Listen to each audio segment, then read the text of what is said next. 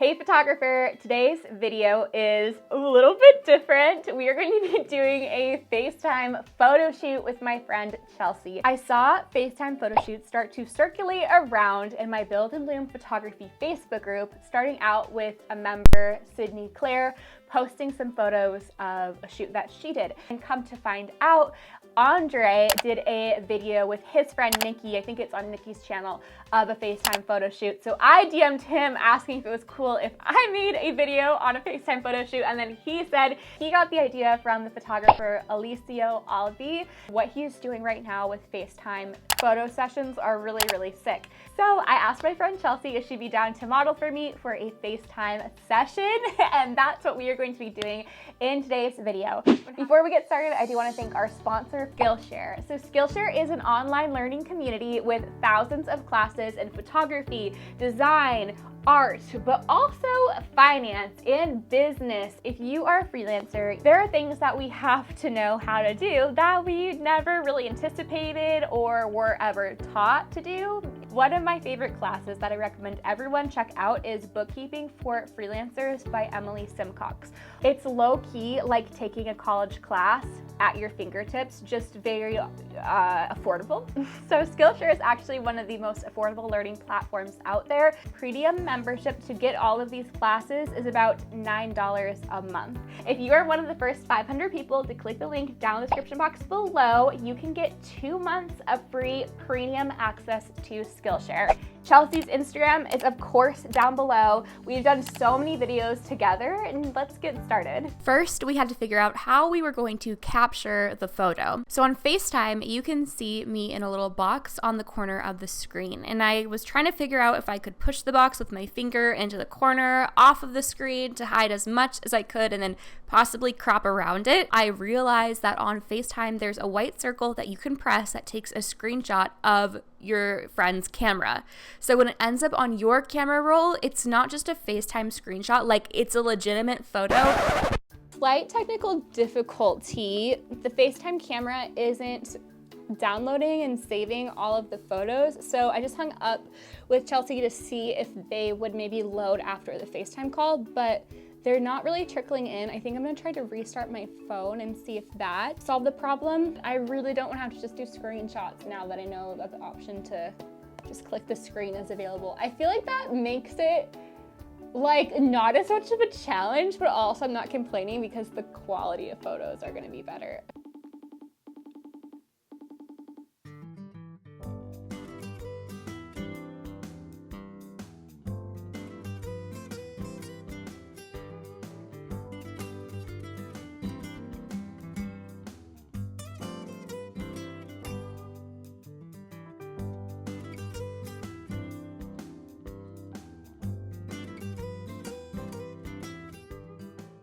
So quickly we realized 3 things that we were gonna have to do to make these look like they weren't selfies. Number 1 was having both of Chelsea's hands in the frame. The second one was to do as many photos as possible where she's looking off camera and not making direct eye contact. We didn't do this in all, but this did help add to more of that portrait feel rather than selfie. And then the last thing that we did was try to keep as much of her shoulders in the frame as possible, so there's a little bit of room. It doesn't look like it's just close up and a headshot, or I guess more like a selfie. So keeping as much of that in the frame as possible added to more of this portrait photography vibe that we were going for with the shots.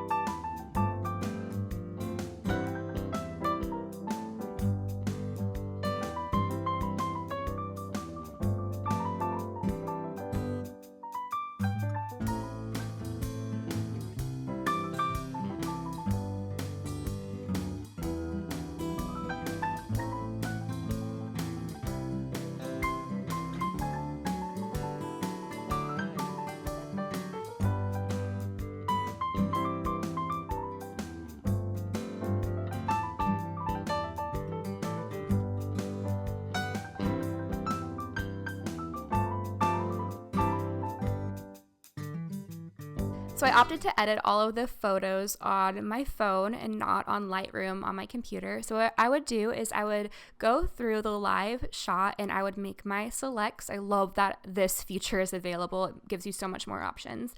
Then I would simply favorite my photos and I would bring it into VSCO Cam, where I would throw the SS1 filter over, or I would do a black and white. So this photo I'm going to edit is actually in black and white. I'd add grain in Afterlight as well as dust. I think Afterlight app has the best grain feature, and the dust just adds to that more vintage effect. But honestly, we were just adding these so that it would cover up the lower quality phone front facing camera, which I felt like fit the image too, because she's wearing something a little bit more vintage, kind of like 60s.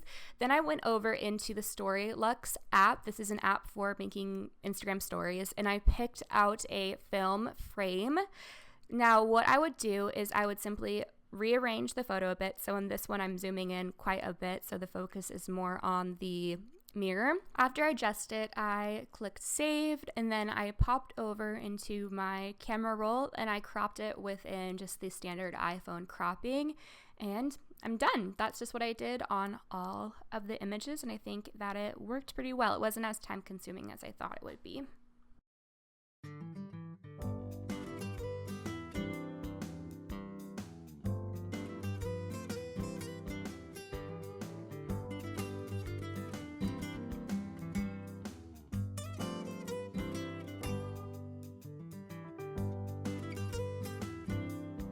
Okay, we're doing our second location. Oh my god.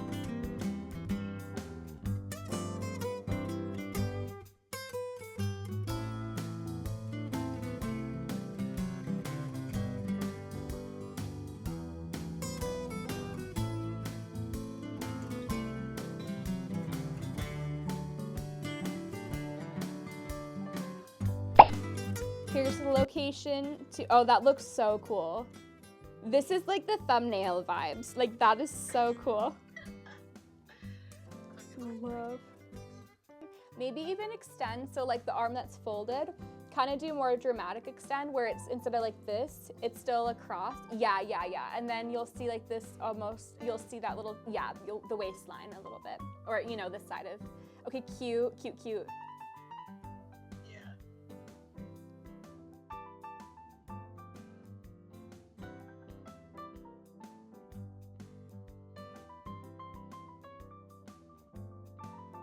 Oh, that's cute. Cute, love. I'm trying to think of I love the almost like putting the arms over putting your arms over the arm of the chair. What if we did, like, I'm trying to think. What if you sat up on the like top part of it? You know how it goes like do-do-do-do? If you kind of sit on the top part of the thingy? It makes sense. I'm glad you understood. If you sit up on the top of the da-da-da, and then it was. Oh, that's cool. Okay, 1, 2, 3. Try to keep this shoulder, even it's ever so slightly. Yeah. Love, dude. These are so good. I love them. Okay, cute. Kind of bring all your limbs in, just into the frame. I know it's like kind of annoying. Yeah, cute. Bring your head down ever so slightly if possible. Okay, perfect. And then maybe one now, same thing, but up on the top part of the couch. Yeah, cute. And then this is almost like that full body vibe where it's like truly not a selfie, or you know what I mean? Yeah. Okay, cute. And I love how the molding is going right above your head, so it's not too, that's nice. That's good framing, love it.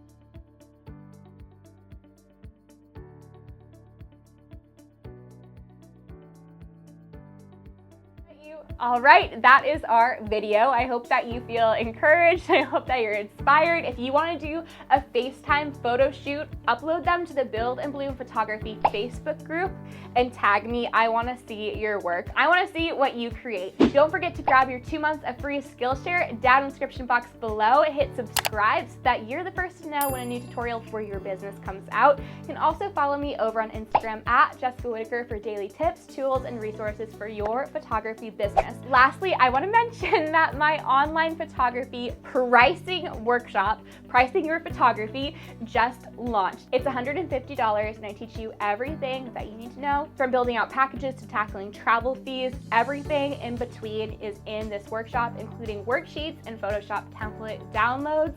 I'm so stoked for those of you who are going to enroll in this course. If you don't want to do that right now, no problem. I have dozens of other photography YouTube videos that you can check out. I'll even have one up here. I'll see you in the next video. Bye.